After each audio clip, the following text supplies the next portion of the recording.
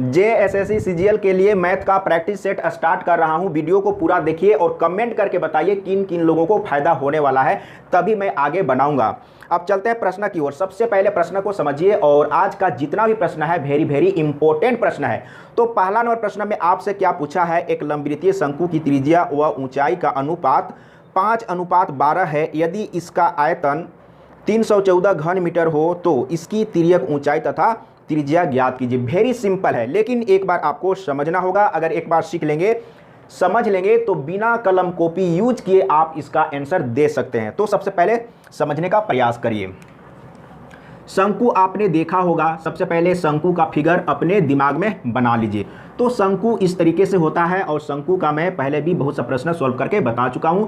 यहाँ पर सेंटर है क्योंकि ये सर्कल है और ये हो जाएगा त्रिज्या, और यहाँ पर इसको मिला देंगे तो ये हो जाएगा हाइट। अब यहाँ पर समझिए, यहाँ पर ये एक त्रिभुज है। कैसा त्रिभुज है? तो राइट एंगल ट्रायंगल है, समकोण त्रिभुज है। ये आपको सबसे पहले समझना होगा।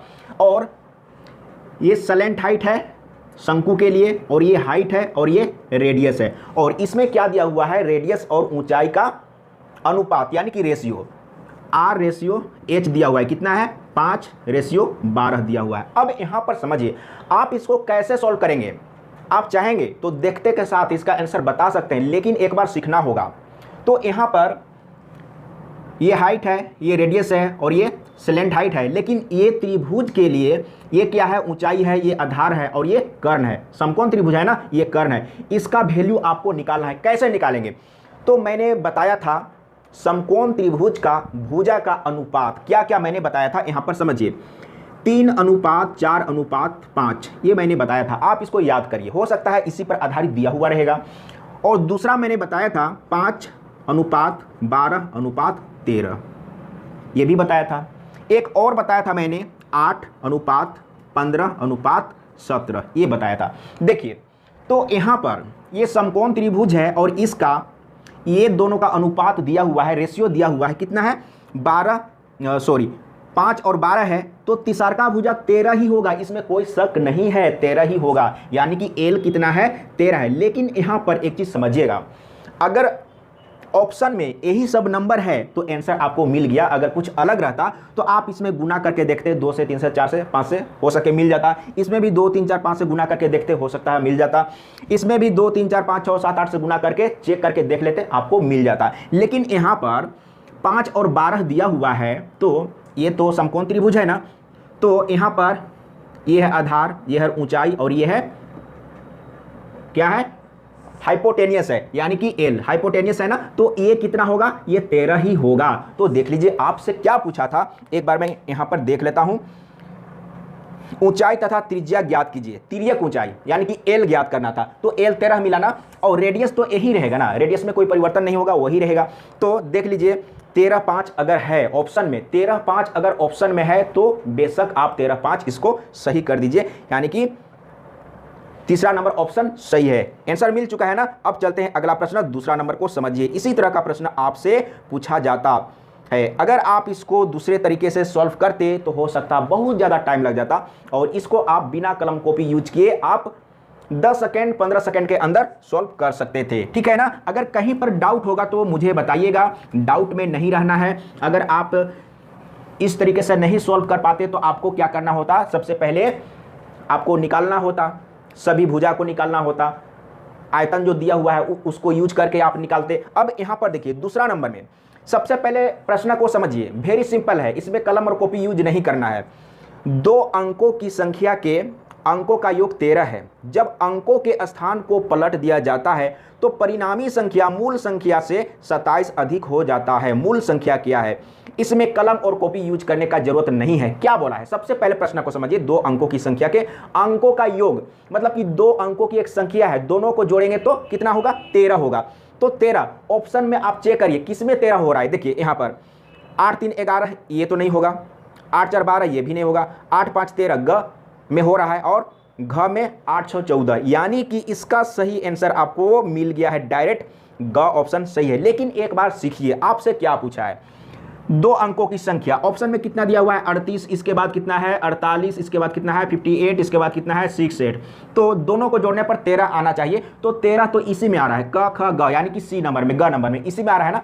तो डायरेक्ट आपको आंसर मिल गया। लेकिन आगे जो बोला है ना उसको भी समझ लीजिए ताकि दूसरा प्रश्न के लिए आपको आसान होगा। आगे क्या बोला था, तो परिणामी संख्या मूल संख्या से 27 अधिक हो जाता है अंकों को पलटने पर। तो देखिए आप इसको अंकों को पलटिए तो कितना हो जाएगा इतना। अब देखिए कितना अधिक हो रहा है, अधिक होने की बात बोला है ना, 27 अधिक 1 दाई 10, 15 में 8 घटाएंगे तो 7, और यहाँ पर बच गया है 7, 7 में 5 घटाएंगे तो 2, यानी कि 27 अधिक है। ये 27 अधिक है, इससे ये 27 अधिक है। यही बात बोला था कि अंकों को जोड़ेंगे तो 13 होगा, लेकिन अंकों को अदल बदल देंगे, उलट पलट कर देंगे, उल्टा कर देंगे तो क्या होगा, जो नया संख्या बनेगा वो 27 अधिक। तो देखिए हम लोग घटा के देखें ना 27 अधिक है।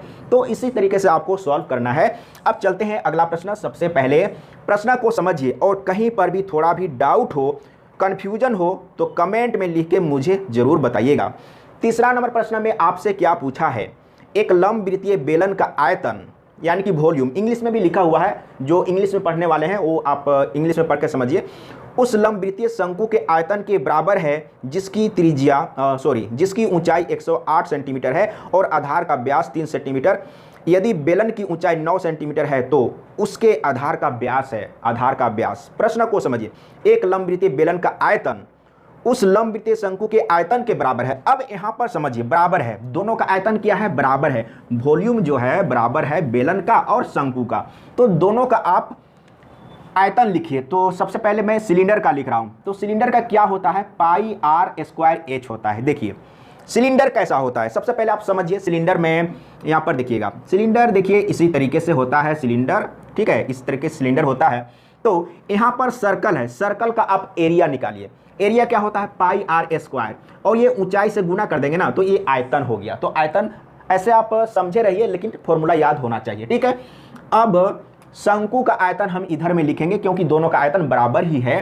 तो यहां पर क्या होगा, पाई आर स्क्वायर एच। देखिए अगर आप इसको 3 से डिवाइड कर देंगे ना तो ये शंकु का आयतन हो जाएगा। देखिए कितना आसान था, ये बेलन का आयतन है, समझ रहे हैं ना, ये बेलन का आयतन है। अगर बेलन के आयतन को ही आप 3 से डिवाइड कर देंगे ना तो वही क्या हो जाएगा, शंकु का आयतन। जैसे आपको देखने को मिलता है 1/3 पाई आर स्क्वायर एच, यही ना मिलता है बेलन का आयतन।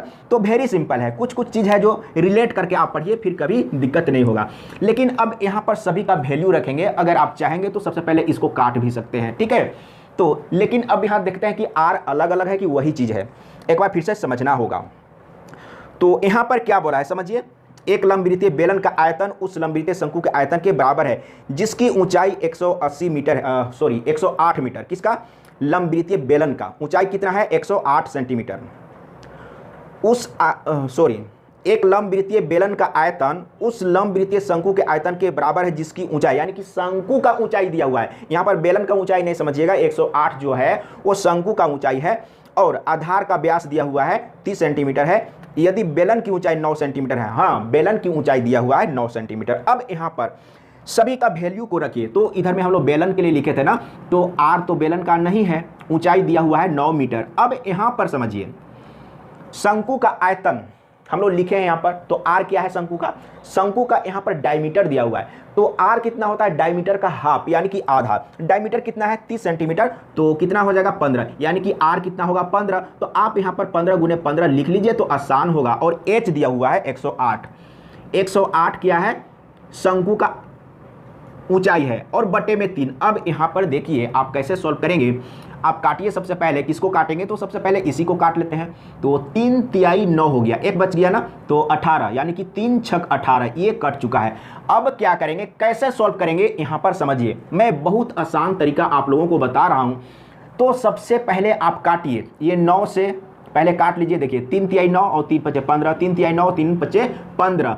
अब यहाँ पर क्या करेंगे, इसको आप रहने दीजिए, 5 × 5 रहने दीजिए और इसको 36 ही रहने दीजिए, कोई दिक्कत नहीं है। आप समझिए एक बार मैं क्या कर रहा हूँ, इसको आप देखिए कितना आसान है। 5 × 5 और यहाँ पर 36। देखिए जब वर्गमूल निकालते हैं ना, जैसे यहाँ से स्क्वायर को हटाएंगे तो इधर में स्क्वायर रूट तो देंगे ही, और जब वर्गमूल निकालते हैं तो जोड़ा लगाते हैं। दो चीज़ याद रखिएगा, जैसे ये 5 का जोड़ा है ना, 2 ठो 5 है, उसके बदले में 1 ठो लेते हैं, यही काम तो करते हैं। इसके बाद अगर आप 36 का वर्गमूल निकालेंगे तो क्या हो रहा है, 6 छक 36 यानी कि 6 होगा, तो यहाँ पर 6 होगा। तो यहाँ पर देख लीजिए 6 × 35 ये क्या आया है, तो ये आया है, इधर में हम लोग क्या लिए थे, ऐसे आर, यहाँ का आर और यहाँ का आर आपको अलग अलग रखना चाहिए था, क्योंकि दोनों आर तो बराबर है ही नहीं, तो आपको R1 R2 करना था या छोटा बड़ा करना था, ठीक है। तो ये जो आर आया है यहाँ से आया है और ये क्या था, बेलन का त्रिज्या। तो बेलन का त्रिज्या आ चुका है, लेकिन आपसे क्या पूछा है, तो उसके आधार का व्यास क्या होता है, त्रिज्या का डबल होता है। तो कितना हो जाए, 2 से गुना कर दीजिए तो 60 हो जाएगा। 60 मीटर या सेंटीमीटर, तो सेंटीमीटर है तो सेंटीमीटर लिख दीजिए, ठीक है। और आज मेरा थोड़ा सा आवाज़ लड़खड़ा रहा है ना, टेंशन नहीं लीजिए, कभी कभी प्रॉब्लम होता है।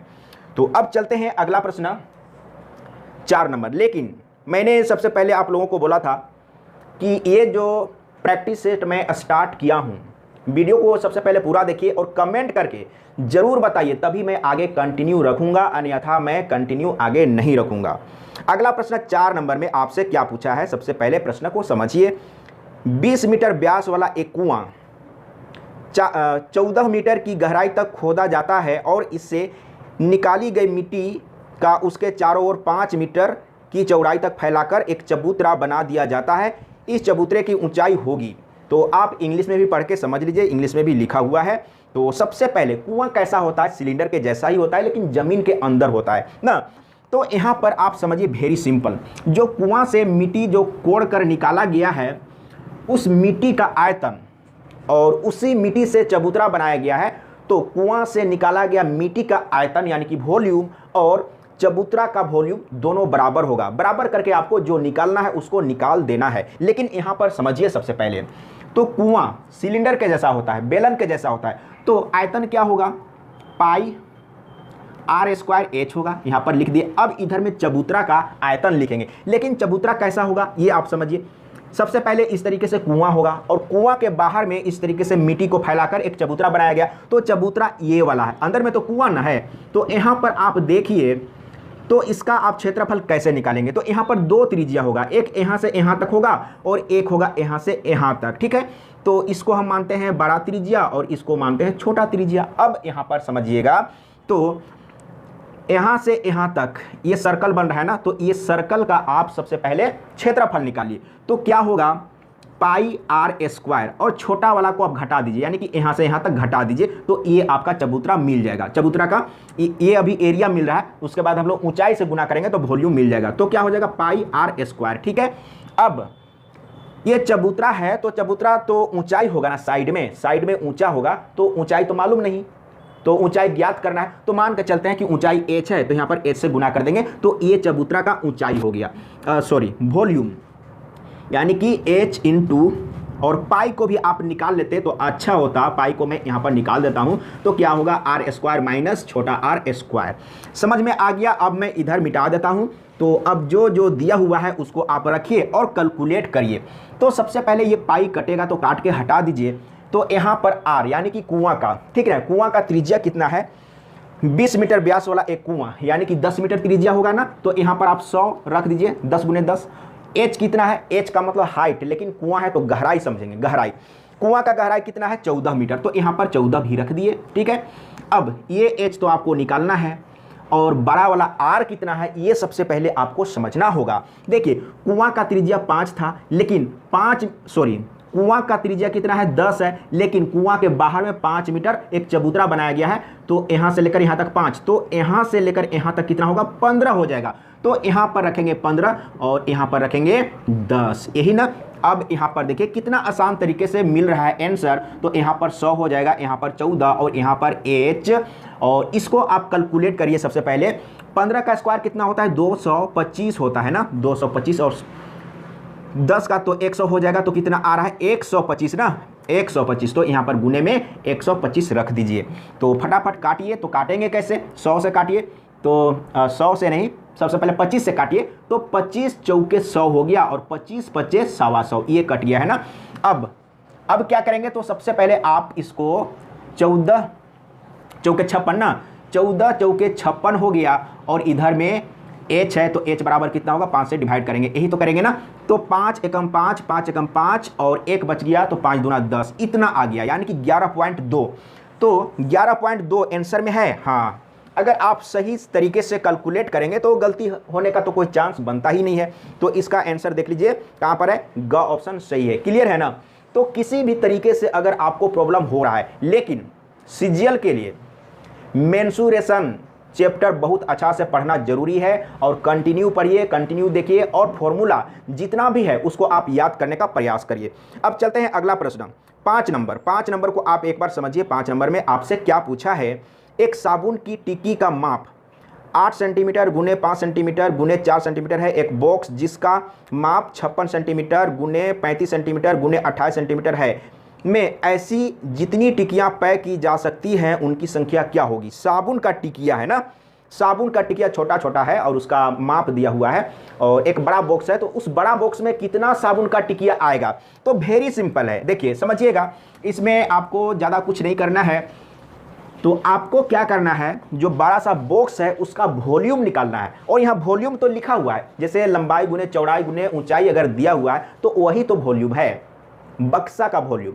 आप जिस रूम में रह रहे हैं वो एक बक्सा की ही तरह है जिसमें लंबाई भी है, चौड़ाई भी है और ऊंचाई भी है। तो लंबाई गुने चौड़ाई गुने ऊंचाई, तो बक्सा का कितना दिया हुआ है, देखिए 56 गुने 35 गुने इसके बाद क्या है 28, ठीक ना।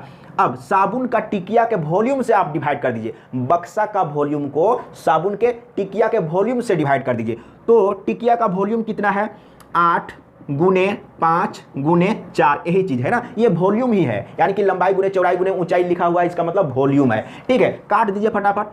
तो 8 सते 56 होता है, इसके बाद 5 सते 35 होता है और 4 सते 28 होता है। अब यहाँ पर 7 का पावर 3 आ गया, या गुना करिए या आप जानते हैं तो लिख दीजिए। तो 343 शायद होता है ना, मैं एक बार गुना कर लेता हूँ। 7 सते 49 और फिर से 7 से गुना करेंगे तो 7 9 63 के 3 हाथ में 6 और 7 चौके 28, 28 और 6 कितना होगा, तो 34 होगा। मैंने सही बोला था 343। तो 343 टिकिया आप उस बक्सा में भर सकते हैं, यही चीज बोला था।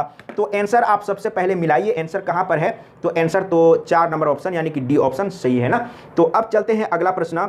और जितना भी प्रश्न है प्रीवियस ईयर पर भी आधारित है और इसी तरह का प्रश्न सीजीएल में कहीं का भी सीजीएल हो, स्टेट गवर्नमेंट का सीजीएल हो या सेंट्रल गवर्नमेंट का सीजीएल हो, सभी का पैटर्न ऐसा ही रहता है और इसी तरह का प्रश्न पूछा जाता है।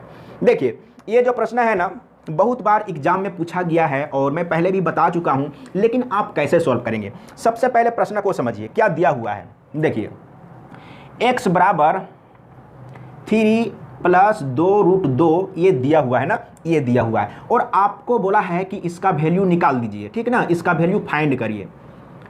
ठीक है, तो अगर देखिए अगर इस रूप में दिया हुआ रहे ना, अगर इसका वैल्यू आपको निकालने के लिए कहा जाए तो इसके लिए आपको हेल्प के लिए दिया हुआ रहना चाहिए क्या चीज, देखिए इस रूप में रहना चाहिए 1 + 1/x ऐसा दिया हुआ रहेगा, इधर में कोई अंक रहेगा, ऐसा दिया हुआ रहेगा, तब आप इसको मॉडिफाई करके आप इसके बराबर वैल्यू ला सकते हैं, ठीक ना। लेकिन यहाँ पर तो ऐसा दे दिया, मैंने बोला कि ऐसा दिया हुआ रहना चाहिए, तो आप इसको इस रूप में बदल सकते हैं, ठीक ना। अब बदलेंगे कैसे, देखिए यहाँ पर x बराबर इतना है, लेकिन अगर आप इसी को उल्टा करेंगे 1/x करेंगे तो देखिए इसका वैल्यू क्या होगा समझिएगा।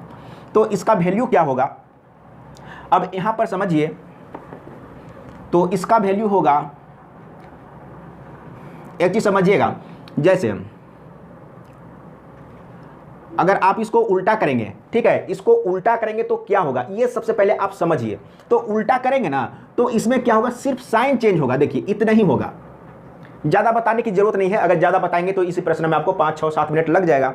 तो अगर इतना दिया हुआ है ना और इसको आप उल्टा करेंगे यानी कि x को 1/x करेंगे तो सिर्फ यहाँ पर साइन चेंज होगा। अब मैं बता देता हूँ, आप प्रैक्टिस करके देखिएगा। उल्टा करने का मतलब क्या हुआ, हम इसको उल्टा करेंगे, इधर उल्टा किए तो इधर भी उल्टा करेंगे ना, कितना ये करेंगे, ठीक है। अब आप क्या करेंगे, इसका हर का यानी कि डिनोमिनेटर का रेशनलाइजेशन करेंगे ना तो आपको इतना ही मिलेगा। तो मैं डायरेक्ट बता रहा हूं और आपको समय को बचाना है तो डायरेक्ट तो सॉल्व करना ही होगा। अब देखिए ये दोनों को जब जोड़ेंगे तो x + 1/x और इधर में जोड़ेंगे तो ये तो प्लस माइनस कट जाएगा और ये हो जाएगा 6, यही ना। तो मैंने क्या बोला था कि अगर इस रूप में आपको फाइंड करने के लिए दिया हुआ है, इस रूप में फाइंड करने के लिए दिया हुआ है तो आपको इस रूप में दिया हुआ रहना चाहिए। अब यहां पर देखिए इसको a पढ़ते हैं, ठीक ना, ये a पढ़ते हैं। अगर आप फॉर्मूला याद किए हैं तो आसान होगा। तो इसके बराबर फॉर्मूला होता है a² - 2। तो देख लीजिए यहाँ पर स्क्वायर है, तो a मतलब 6, तो 6 6 36 और -2 कितना आ गया, 34 आ गया। देखिए आंसर होगा, कोई डाउट नहीं है।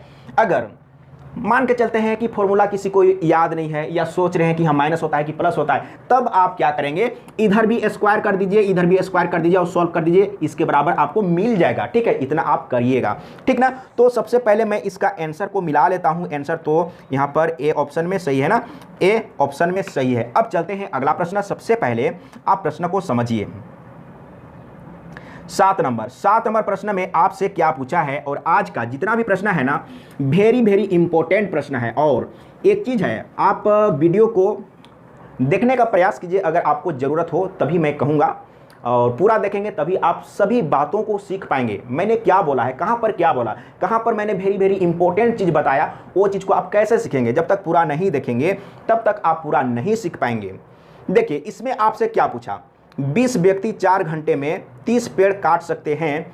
यदि 4 व्यक्ति कार्य छोड़कर चले जाएं तो 6 घंटे में कितने पेड़ काटे जाएंगे। मैंने समय और कार्य हाल फिलहाल ही बताया था ना, तो बन तो जाएगा। तो देखते हैं इसको आप कैसे सॉल्व करेंगे।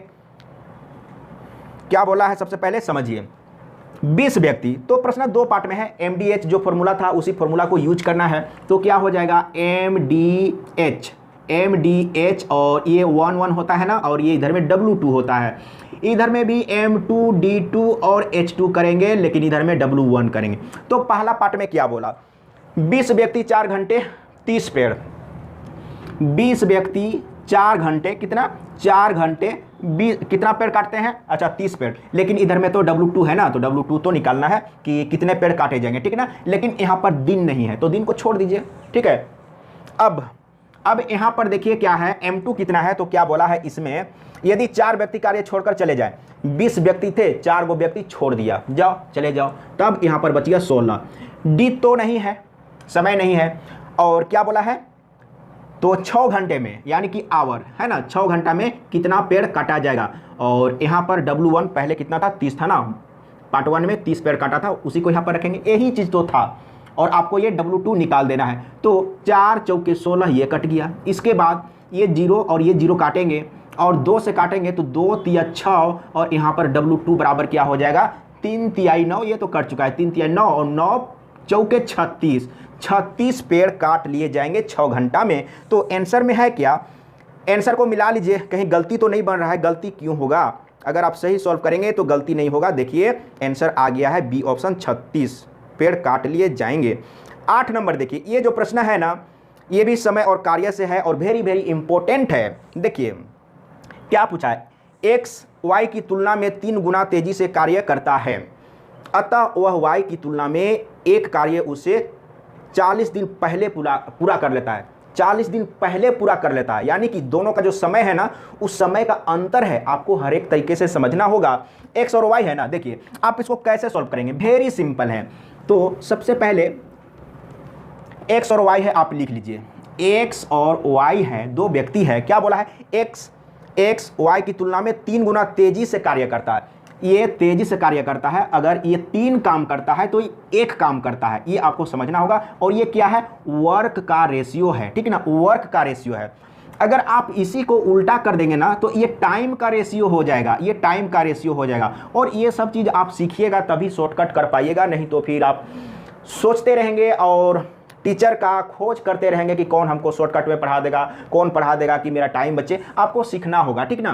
तो ये क्या है, ये है काम का रेशियो, और अगर इसी को हम उल्टा कर देंगे तो ये टाइम का रेशियो, ये वर्क का रेशियो और ये टाइम का रेशियो। अब क्या बोलता है ना कि जो फास्ट काम कर रहा है वो 40 दिन पहले ही पूरा कर लेता है, यानी कि समय का अंतर वो है, वो जो दिया है ना वो समय का अंतर है। तब ये दोनों का अंतर, रेशियो का अंतर आप लेके चलिए, यानी कि 3 - 1, तो इतना अंतर में कितना है, 40 दिन है। तो आपको एक अंतर में निकालना है सबसे पहले। तो यहाँ पर देखिए ये 40 हो जाएगा, और एक अंतर में आप निकालेंगे तो क्या हो जाएगा, 2 से काट दीजिए तो ये हो जाएगा 20 हो जाएगा। अब इसी 20 से आप इसमें गुना कर देंगे ना टाइम वाला में, तो दोनों का टाइम निकल जाएगा। देखिए ये हो जाएगा, क्या हो जाएगा, ये 20 एकम 20 और ये हो जाएगा 20 या 60, ये 20 कितना है, 20 या हाँ ये हो जाएगा 20 या 60, यानी कि y को 60 दिन लगेगा। अगर इसको 20 दिन लगता है तो इसको 60 दिन लगेगा। यही काम करना था, वेरी सिंपल है। तो आंसर को मैं देख लेता हूं कि आंसर में क्या आपसे निकालने के लिए कहा था, मैं तो यहाँ पर देखा नहीं हूँ पूरा।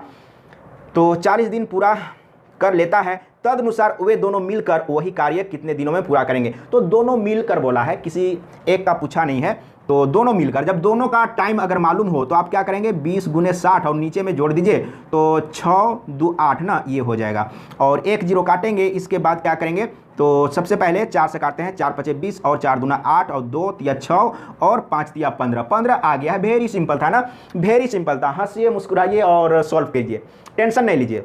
मैथ अगर किन्हीं को मैथ में प्रॉब्लम है, मैथ के चलते आप काफ़ी मुश्किलों का सामना कर रहे हैं, तो मैं सभी लोग को यही बात बोलता हूं। और कुछ लोग तो सोचते होंगे कि मैं फेंक रहा हूं, ऐसा नहीं है।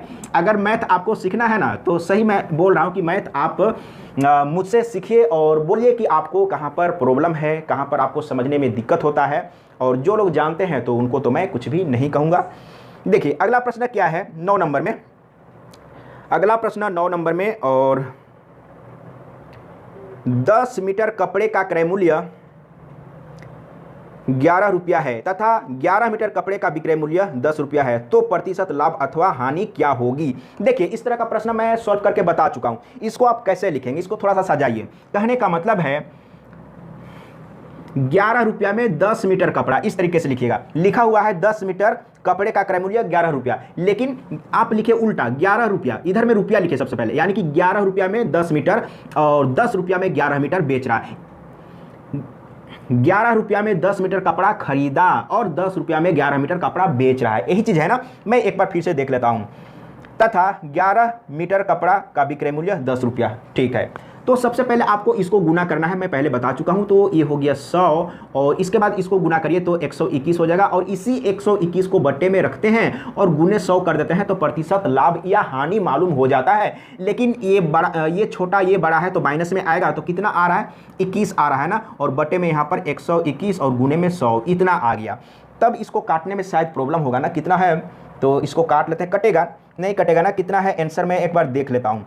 तो यहाँ पर 21 है, ठीक ना, 21 है, और यहाँ पर कितना है, तो कितना से कटेगा आप देखिएगा। तो आप इसको पूरा 2100 कर दीजिए और यहाँ पर 121, तो 121 आप इसको काट के देखिएगा कितना आएगा।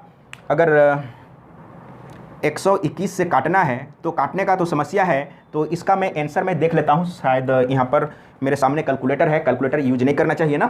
तो कितना है, 2100 ना, तो 2100 और डिवाइडेड बाय क्या करेंगे, 121 करेंगे, ठीक है। तो कितना आ रहा है, 17.3, 17.3 कहीं पर है, हाँ 35 है, ठीक ना। तो 17 पॉइंट, यहाँ पर देखिए 17.35% इसका क्या हुआ, हानि हुआ, क्योंकि यहाँ पर माइनस में आया है। अगर प्लस में आता तो लाभ होता, ठीक है। तो इस तरीके से सॉल्व करिएगा, लेकिन इतना डिफिकल्ट नहीं देना चाहिए, क्योंकि आसान तरीके से कटने वाला देना चाहिए, नहीं तो इसी में लोग गुना भाग करते करते रह जाएंगे, 2-3-4 मिनट निकल जाएगा, ठीक ना। तो ऐसा नहीं देगा, और मैं आसान भी इससे पहले बता चुका हूँ। तो इसी तरीके से सॉल्व करते हैं, तो इसी तरीके से आप मेहनत करते रहिए। अब चलते हैं अगला प्रश्न। इसका आंसर तो आपने देख लिया ना, इसका आंसर कहाँ पर, क ऑप्शन सही है ना, और लाभ नहीं, हानि हुआ था, ख ऑप्शन हानि, यानी कि ख ऑप्शन सही है। 17.35% का हानि हुआ है, क्योंकि माइनस में आया था, ठीक है।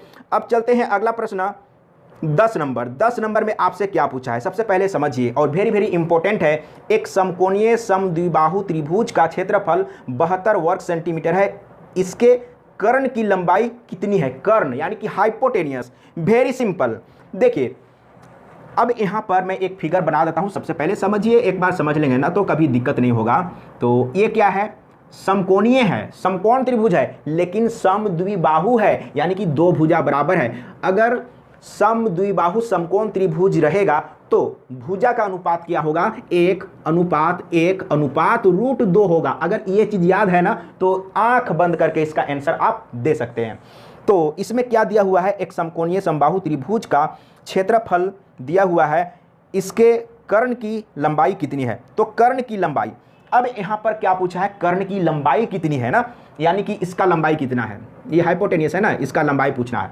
तो ये तो रेशियो दिया हुआ है। अब आपको क्या करना है ना, इसमें क्या दिया हुआ है समझिए, 6√2, 12√2, तब आपको क्या करना है, क्या होगा, तब यहाँ पर समझिए सब कुछ मिल चुका है। तो निकालना क्या है, क्षेत्रफल दिया हुआ है ना, क्षेत्रफल का यूज करिए 72। तो क्षेत्रफल बराबर क्या होता है, एरिया बराबर 1/2 आधार गुने ऊंचाई। तब आप क्या करेंगे, या आप यहाँ पर देखिए मैं एक और अच्छा ट्रिक बता रहा हूँ। तो एरिया कितना दिया हुआ है 72 ना, तो 72 आप यहाँ पर रख लीजिए और चेक करिए। चेक करिए, कैसे चेक करेंगे यहाँ पर समझिएगा। तो एरिया बराबर होता है 1/2। अब यहाँ पर आप क्या करेंगे ना, 2 से गुना करके देखिए, 2 आप यहाँ पर रखेंगे, क्योंकि आधार और ऊंचाई इसी दोनों को लेते हैं, यानी कि 1/2 आधार गुने ऊंचाई। अगर आप यहाँ पर 2 रख देंगे, यानी कि 2 से इसमें गुना करेंगे, तो आधार और ऊंचाई 2 ही तो मिलेगा ना। तो 2 रखने से तो आ नहीं रहा है। अब क्या करेंगे, तो आप इसी तरीके से बढ़ाते जाइए। अगर आप यहाँ पर 6, यहाँ पर 6, कहने का मतलब कि इसमें आप 6 से गुना कर दिए, तो यहाँ पर भी 6, यहाँ पर भी 6, यहाँ पर भी 6। तो आप देखिए कि इससे क्या ये क्षेत्रफल दिया हुआ क्षेत्रफल आ रहा है। तो 2 तिया 6, 6 तिया 18 नहीं आया ना। अब सीधे आप 12 रख के देखिए, या यहाँ पर जो दिया हुआ है उसी को रख के देखिए। जैसे यहाँ पर जो ये कर्ण है ना, √2 तो आएगा ही, और √2 किस में है, यानी कि 6 और मतलब यहाँ पर देखिए इसमें है, समझिए इसी 2 में है। तो आप क्या करिए, इसी 2 को मात्रा चेक करके देखिए। 6 से इसमें चेक किए तो नहीं आया, अब 12 से आप चेक कर लीजिए ना, तो 1/2। और अगर 12 से हम इस रेशियो में गुना करेंगे, तो यहाँ पर भी 12, यहाँ पर भी 12, यहाँ पर भी 12, तो यही दोनों तो आधार और ऊंचाई है। तो 1/2 आधार कितना है 12 और ऊंचाई कितना है 12। अब देखते हैं कि 72 आता है या नहीं। तो यहाँ पर 2 छक 12 और 12 छक 72 आ गया, मतलब कि क्या है, ये वाला आपका राइट आंसर है। अगर इसमें आप 12 से गुना कर देंगे, तो यहाँ पर 12 और यहाँ पर भी 12 और यहाँ पर 12 √2, यानी कि ये समकोण त्रिभुज, समबाहु समद्विबाहु त्रिभुज का ये भुजा का अनुपात है। यानी कि अगर ये 12 है, ये 12 है, तो ये कितना होगा, 12 √2 होगा। ठीक है, या और भी तरीका से आप सॉल्व कर सकते हैं, लेकिन सीखिए, अगर ये तरीका आप सीख लिए ना तो दिक्कत नहीं होगा। अगर मान के चलते हैं, एक बार समझ ही लीजिए, यहाँ पर रेशियो मैंने बोला कि 1:2 ये है ना। तो यहाँ पर समझिए, तो ये क्या है, आपका आधार है, और ये क्या है, ऊंचाई है। ठीक है ना।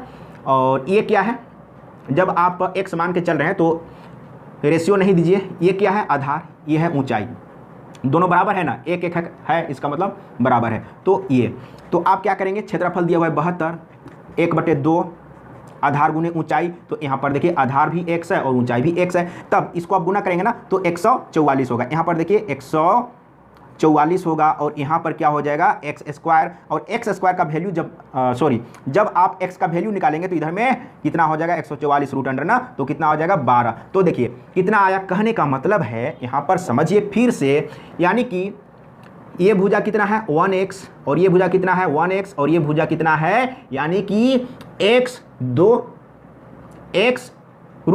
तो यहाँ पर x का वैल्यू 12 रखेंगे, तो कितना हो जाएगा, ये हो जाएगा। ये भी कर सकते थे, जो आपको दिमाग में आए वही काम करिए, लेकिन सबसे पहले आपको सीखना होगा और मैथ से खेलना होगा। खेलते खेलते ही आप सीखेंगे। तो इसका ख ऑप्शन सही है। अब चलते हैं अगला प्रश्न 11 नंबर, और 11 नंबर में भी इसी तरह का प्रश्न है। तो आप इसको एक बार सॉल्व करिए। तो इसमें क्या पूछा है, इसी पर आधारित है, लेकिन देखिए आप सॉल्व करके देखिए कि कितना जल्दी आप सॉल्व कर पाते हैं। एक समकोण समद्विबाहु त्रिभुज का जिसका कर्ण दिया हुआ है 6√2 सेंटीमीटर, क्षेत्रफल क्या है। देखिए वेरी सिंपल है। तो वेरी सिंपल कैसे है, ये समकोण त्रिभुज है और समद्विबाहु भी है, यानी कि ये दोनों भुजा बराबर है। और हम लोग जानते हैं कि समकोण समद्विबाहु त्रिभुज का भुजा का अनुपात क्या होता है, 1:1:√2 होता है। और ये दिया हुआ, ये कर्ण दिया हुआ है कितना, 6√2। इसका मतलब इसमें 6 से गुना किया गया है। अगर आप इसमें 6 से गुना कर देंगे, तो 6 यहाँ पर 6, यहाँ पर 6 है ना, यही चीज दिया हुआ है ना। इसका मतलब ये दोनों भुजा जो है वो इतना ही है। और क्षेत्रफल जब आपको निकालना है, तो क्या हो जाएगा, समकोण त्रिभुज का क्षेत्रफल बराबर 1/2 आधार गुने ऊंचाई। इसी दोनों में से कोई आधार और ऊंचाई होता है। हाइपोटेनियस कभी भी क्षेत्रफल निकालने के लिए यूज नहीं होता है। ठीक है ना। तो ये आधार है, तो ये ऊंचाई है, और इसको काटेंगे तो 2 तिया 6 और 6 तिया 18, यानी कि इसका क्षेत्रफल आ गया 18। तो देख लीजिए कहाँ पर है, 18, ख ऑप्शन सही है। इसी तरह का प्रश्न एग्जाम में आ जाएगा। तो मैं यही कहूँगा कि आप कंटिन्यू वीडियो को देखिए और प्रैक्टिस कीजिए, जितना ज़्यादा प्रैक्टिस कीजिए, और कमेंट करके बताइए कि ये जो मैंने सेट स्टार्ट किया प्रैक्टिस सेट स्टार्ट किया, कितने लोगों को कितना फायदा होने वाला है जल्दी जल्दी कमेंट में लिख के बताइए, तभी मैं कंटिन्यू इसको रखूंगा। आज के लिए इतना ही। जय हिंद, जय झारखंड।